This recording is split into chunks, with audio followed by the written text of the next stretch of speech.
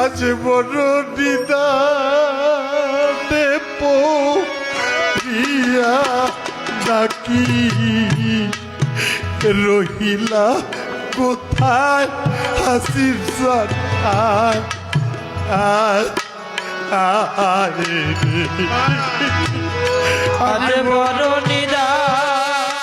আল্লাহর অলিদের খেলা, এটা অলি ছাড়া বোঝা কায়দা নাই।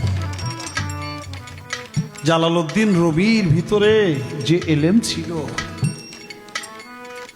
এটা অস্বীকার করার কোনো কায়দা নাই।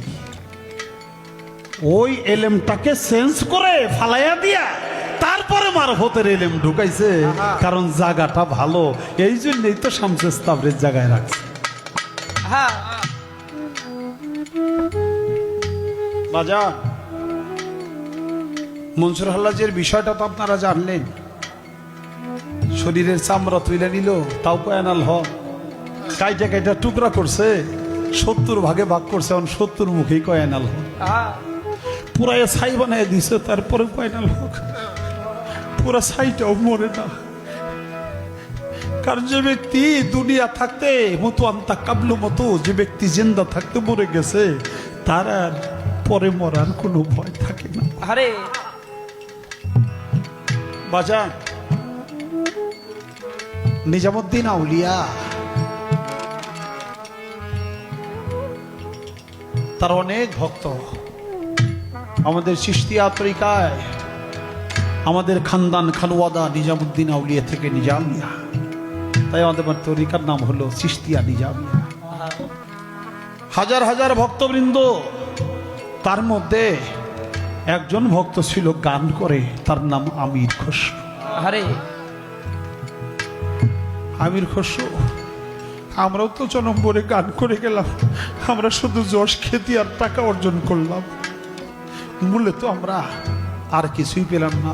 এই যে মা, একই এই সময় কথা কন, এটা কেমনে আমার ইলাকে মেজাজটা কেমন হয়, ভিতরের প্রেম শূন্য করে ফেলেন আপনারা কথা দিয়ে। জানি আসছেন বাবা। আমির খসরু গান করত, সুরেশ্বরী বাবা জান কেবলার ভক্ত গনিবয়তি, সে গান করত। তাদের গানটা ছিল শুধু পীর মুর্শিদের গান শোনাইব।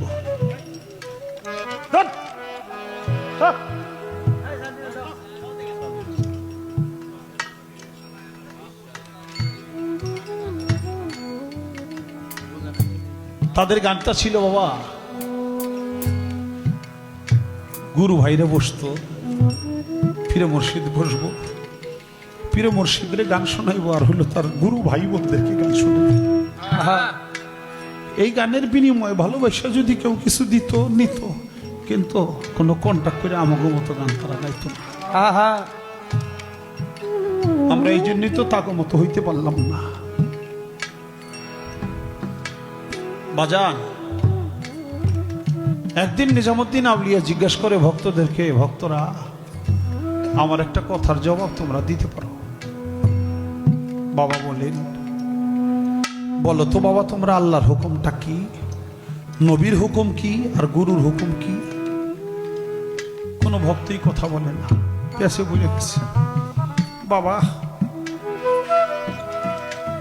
কোনটা বললো কি বললো মনে হয়ে যাব, আমরা বলতে পারি না। আরে এখনো কত কিছু জিজ্ঞাসা করে গুরুকে, গুরুকে পরীক্ষা করে। 27টা বৎসর গোলামি করলাম, আমার হাসিব বাবারে একটা কথা আমার মধ্যে জিজ্ঞেস করলাম, আমার বাজান ভালোবাসা যা কইছে তাই শুধু শুনছি, জীবনে নিজের থেকে কোনো কিছু জানতে চাই নাই।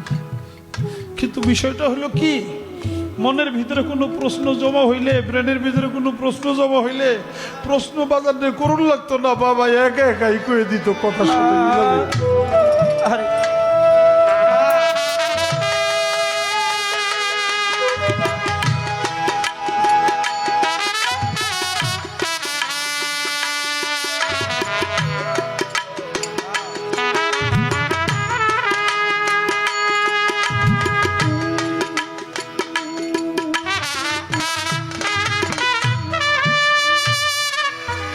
আহা বাবা, সেই দরে দিত, এখন আর পাবো না। 5টা দিন, একটা সপ্তাহ যদি দেখা না হইতো, কথা না হইতো, আমার এই তাজু ভাইরে বলতো, তাজু তোরা বলতো কর। বাজানের কথা বলতে মন চায় আবুল একটু আসুক, কিন্তু সে না কইয়া তাজু ভাইরে কইতো, তাজু তোরা আবুল কর। কেমন আছে, কোথায় আছে জিজ্ঞেস কর। আহা কথা কইতো শুন।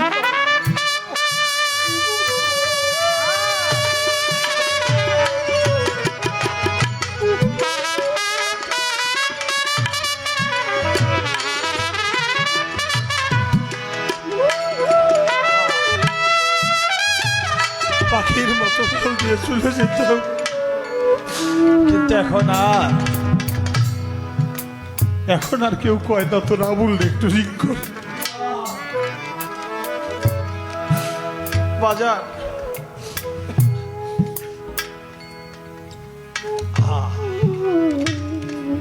বিচ্ছে ভালোবাসার সেই দীনবন্ধুকে হারিয়ে ফেললে, চর্ম চোখের আড়াল হয়ে গেলেই তার জন্য বিচ্ছেদ হয়ে যায়।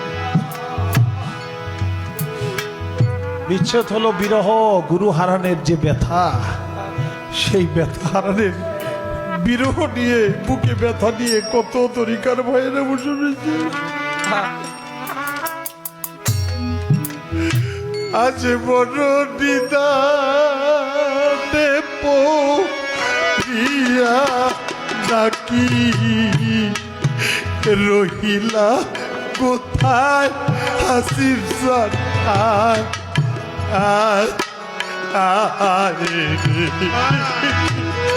আজ বড় নিদানে পড়িয়া নাকি রহিলা কোথায় ওরে দয়ালু,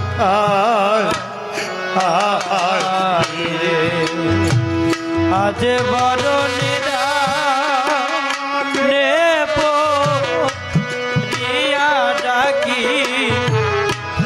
রহিলা কোথায় রে দয়া,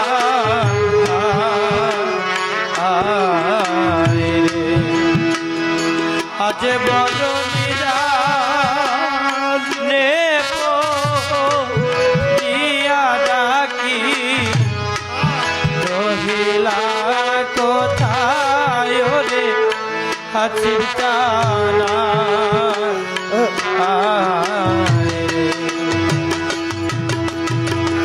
ও হাসির জান রে,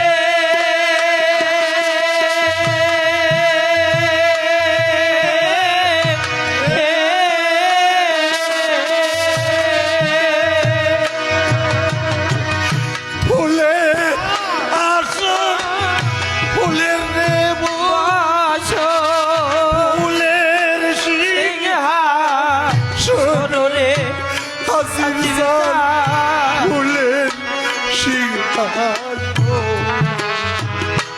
ও দয়াল রে,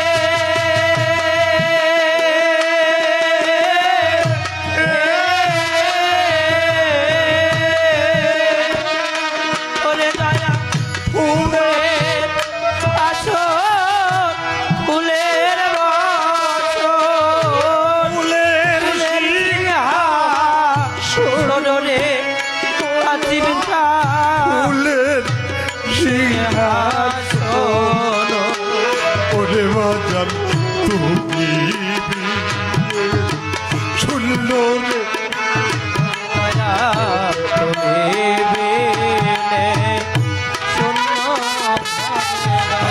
তুমি বিদেয়াল শুনল রে, রইল এইটা দুনিয়ায় করে দয়া,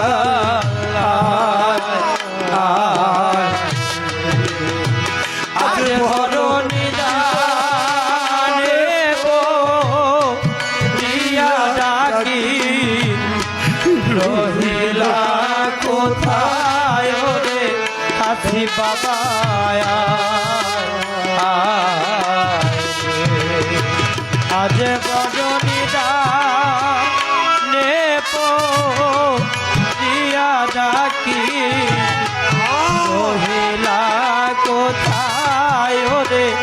রশিদ টানা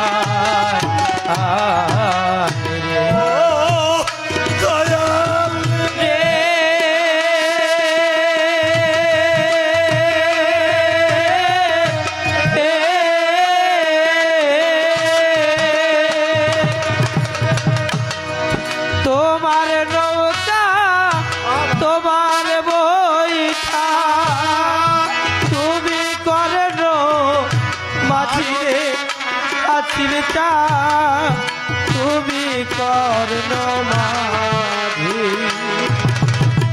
ও আছিরটা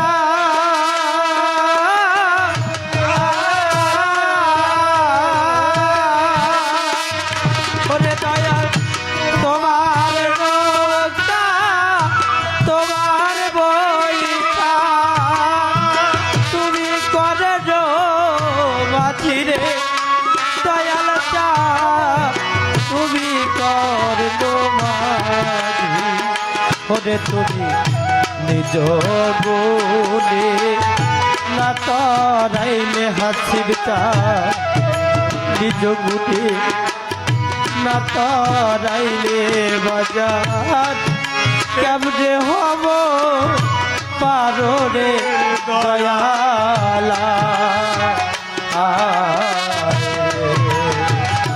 আজে বড় দিদা রিয়া ডাকি রহিলা কোথায় রে দয়ালা আজে বড়